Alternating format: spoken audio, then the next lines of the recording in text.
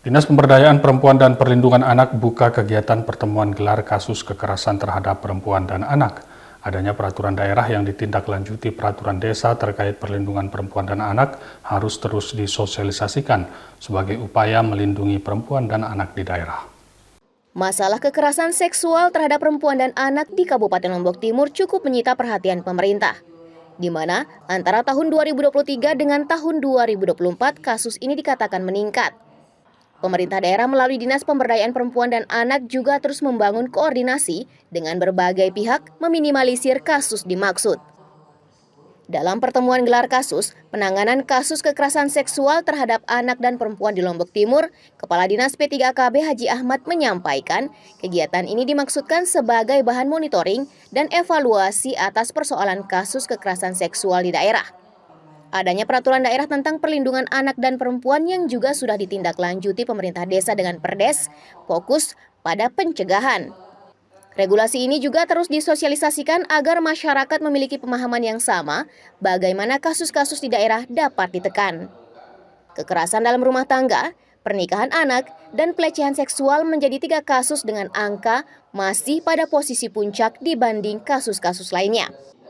Namun harus diakui jika hanya sebagian kecil dari kasus naik ke permukaan selesai di meja hijau, di mana kasus lebih banyak diselesaikan melalui mediasi.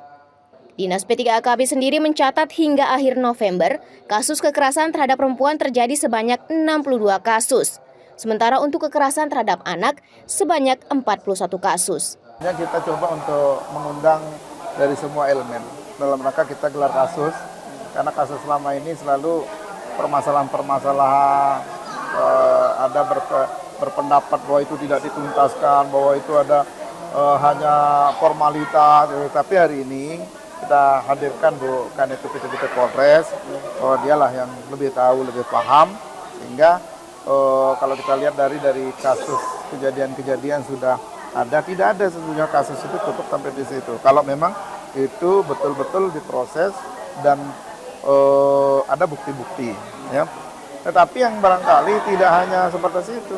Bagaimana lebih banyak kita berbicara tentang pencegahan, ya. Tidak lagi tidak fokus kepada gelar kasus, tapi bagaimana kita sosialisasi tentang perda, tentang perbuk, tentang regulasi-regulasi dan yang surat-surat edaran lain itu terhadap beberapa dinas yang terutama dinas yang terkait, dinas pendidikan, dinas kesehatan, dinas tenaga kerja.